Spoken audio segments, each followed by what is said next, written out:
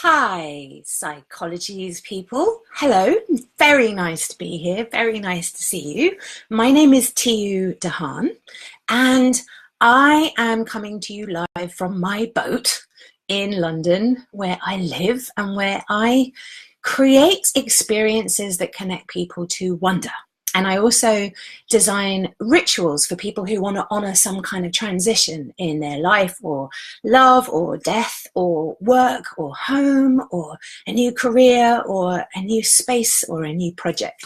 And I am so chuffed to be here. I did an event with Psychologies last month and met the editor, Susie Walker, who is fantastic. And we had a glorious chat about this idea that we can live more meaningful lives. And my contribution to that idea is breaking down that huge, slightly overwhelming, slightly kind of daunting prospect of living a meaningful life and taking it, instead of having this huge thing, taking it down to a moment.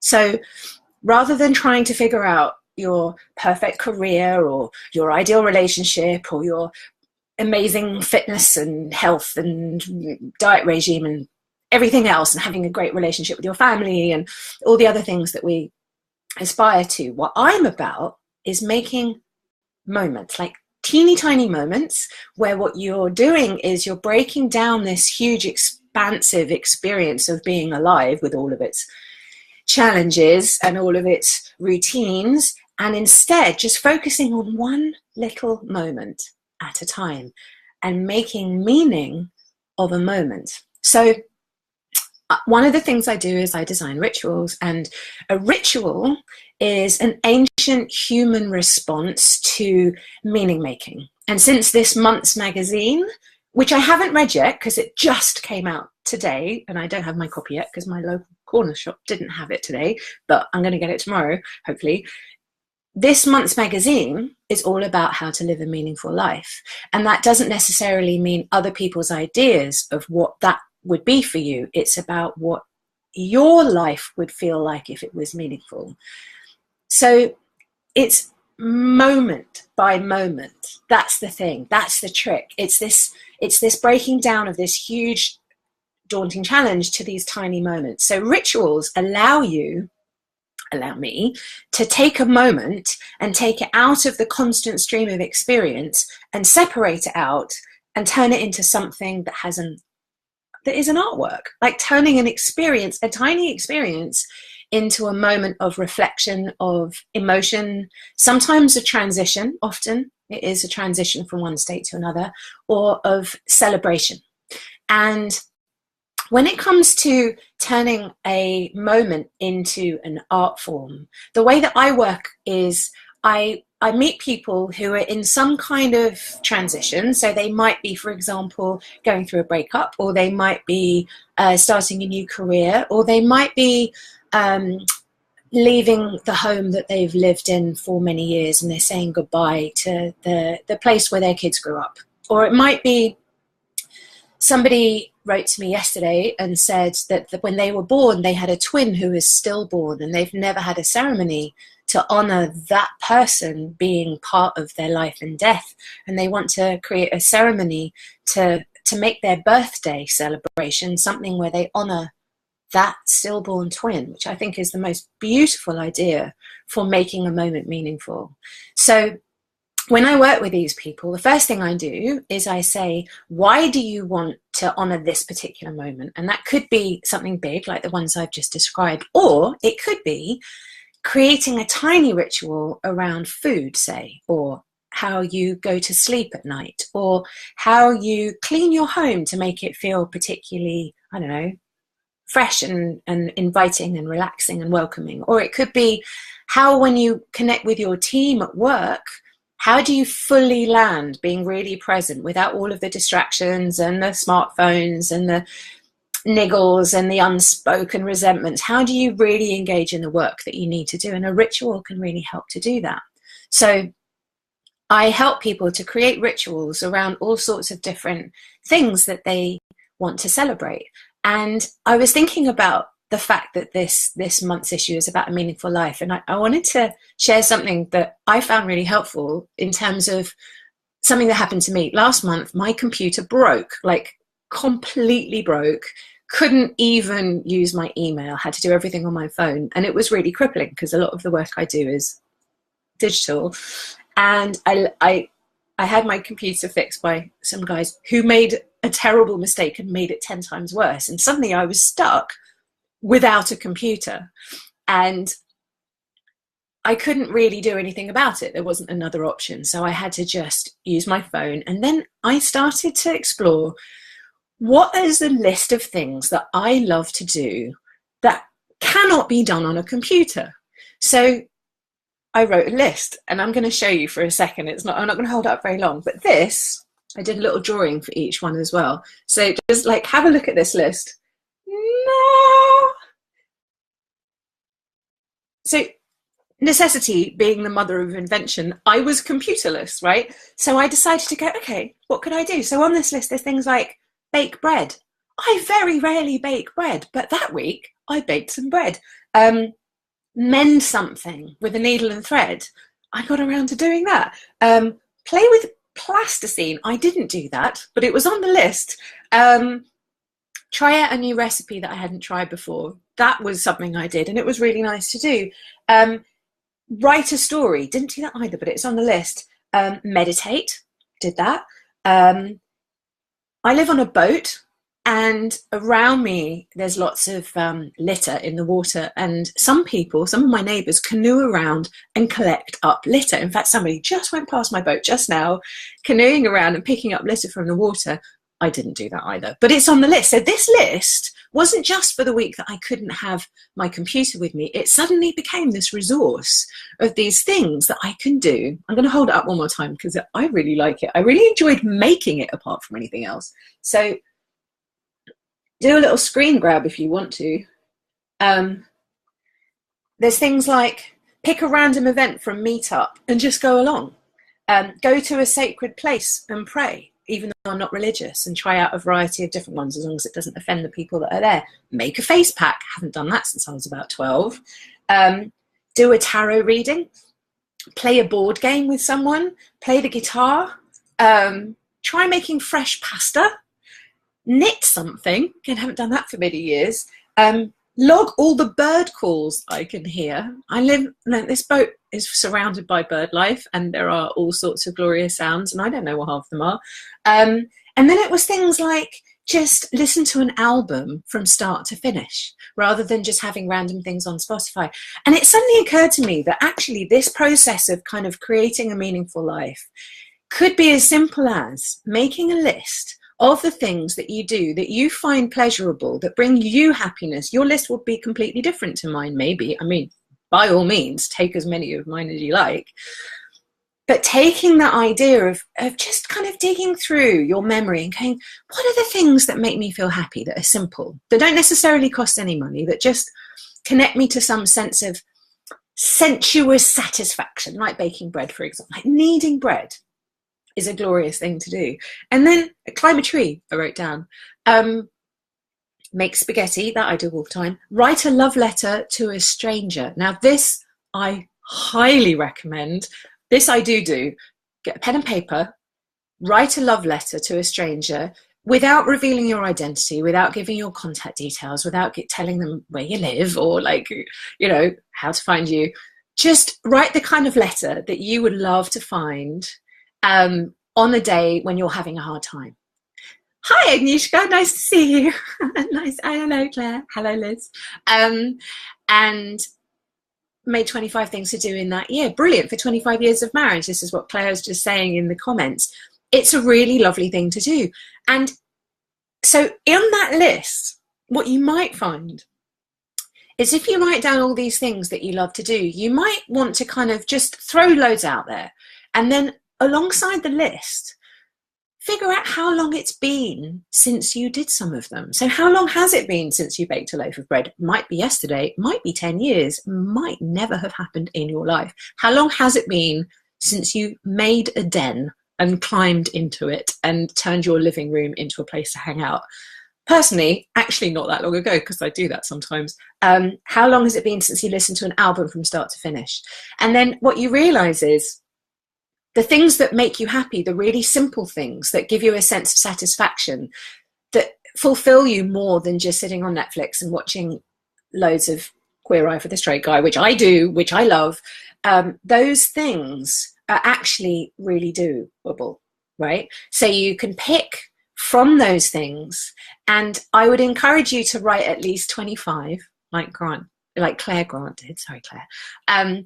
Make a list so that you run, because you might have the first 5 that are easy, but if you keep pushing yourself so that you make 25 and then maybe add another 5, you'll find that you're digging into parts of your memory or parts of your imagination that you wouldn't necessarily come to without pushing a tiny bit. And so from that list, pick something and then commit to doing it in the next, I don't know, week or month or 2 months if you really want to be very gentle on the level of commitment that you take on. But pick one thing and then do it. And when you do it properly, do it fully, do it with your attention absolutely present. So do it, ideally, maybe put your phone on airplane mode. You can still take a photograph of it if you want to share it later, but do it with the phone on airplane mode so that you're not distracted by texts and WhatsApps and messages and all that stuff. And just really get involved in making a moment into something delicious and simple and fun and playful that nurtures some part of yourself which is actually satisfied by quite simple things, but which we don't always make space for. So when we think about making rituals, we might think of something really elaborate, like you might think that you need an altar, or you need flowers in your hair, or you need to do it on a particular day of the year. But that's not necessarily true. You can also, by all means, make these moments as big or as small as you like. But I think making a tiny little moment into a delicious artwork is so much more doable and so much more appealing.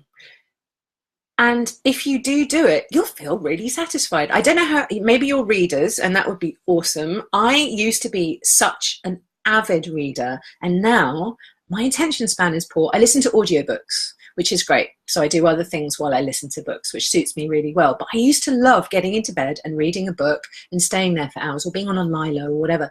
And there was one Christmas when I picked up my absolute favorite childhood book, which was The Never-Ending Story by Michael Ende, which is amazing.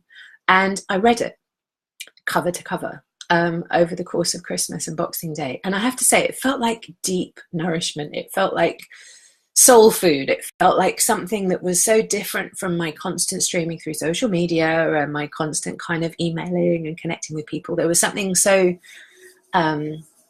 satisfying about this particular book, which I loved. And so I would really encourage you to pick one of these ideas and make a moment and make it meaningful. I'm going to read you a couple more from my list, just in case it inspires you. Call someone for a long chat. We often now communicate so much by text that we don't necessarily have meaningful long phone calls with friends, but maybe you do. But maybe just call somebody you don't normally speak to, who you miss, who you'd like to speak to, and have a chat, or at least make a time with them to do that. Write a letter. I mean, I know I've already talked about love letters to strangers, but picking up a pen and paper and actually writing a longhand letter and putting it in the post is such a lovely thing to do and such a lovely thing to receive. Polish the silver. If you have silver to polish, it probably needs a polish.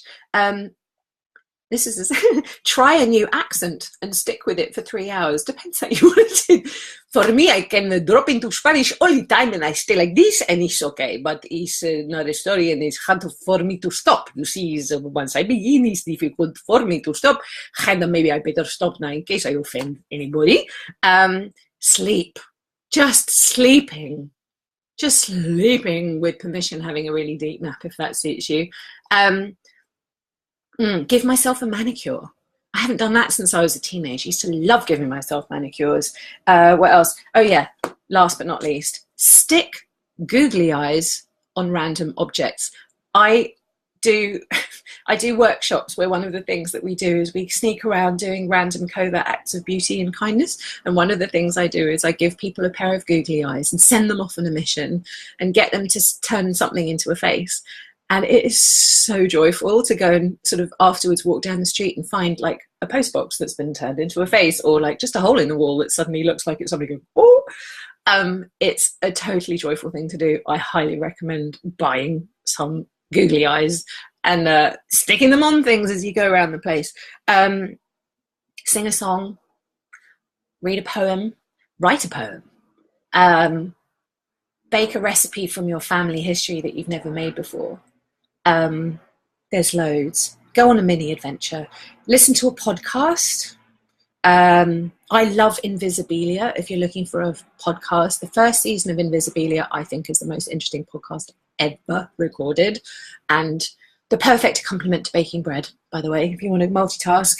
And just allowing yourself to take the intensity out of having to create a life of meaning, feeling daunting and makes you just want to kind of crawl under the duvet and hit another Netflix program. Just break it down. Turn something into a magical, meaningful moment, and let me know how you get on. I'd really love to hear. And if you want to do something a bit more creative and a bit more focused and a bit more, if you want to take this to the next level, let's say, I am doing my very first ever online course, which starts this time next week, Tuesday evening, and it's 4 parts. They're each standalone, but you could also do all 4, and they're about ritual design. So the first one is rituals for creativity, and the second one is rituals for well-being. That's in July, and then the third one is rituals for work. That's in August, and then the last one is rituals to make the world a better place, and that's in September. And the first one will be this time next week, and I'm going to do it live so you can interact with me, and there'll also be supporting materials that will come out afterwards. And I'm going to get you to connect with a project that you maybe have been thinking about and help you to create a ritual to allow it to come through into the world. And I'm really excited about it. I've never done this before, so for me this is a leap, and you'll be with me here on my boat having a chat. And I'm going to share with you some of the tools that I use when I am creating things and when I am creating rituals specifically. So I'm going to kind of give you my stuff. I'm going to say, when clients come to me, this is how I do it. Here you go, have the toolkit. And it would be just brilliant if you wanted to come along. It's an experiment. I haven't done it before, but I'm having loads of fun making it happen. And it's also a way of making ritual practical and making ritual something which serves you, and ultimately that can then come out into the world. So whatever project it is that you're thinking about will be helped into the world by giving it this kind of container of energy and focus and attention, and creating the space for it to blossom. So there's a link in the what is it? That way. I don't know how you're seeing this. I'm seeing it there. In the little writing at the top of this thing, which has more information. And also, if you haven't already, sign up for the Life Leap Club, which is Psychologies Magazine's amazing resource of coaches and groups and events and all sorts of really great things that are on offer through this glorious magazine, which I'm very proud to be a part of. And I'm going to be back here in a month. So I'm going to be doing a little 15-20 minute Facebook Live once a month through Psychologies Magazine. And in the meantime, if you want to check out my website, please do. If you want to come on an online course, please do. And it's been lovely hanging out with you, and I hope to hear from you soon, and enjoy your moment making. Good luck with it. Bye.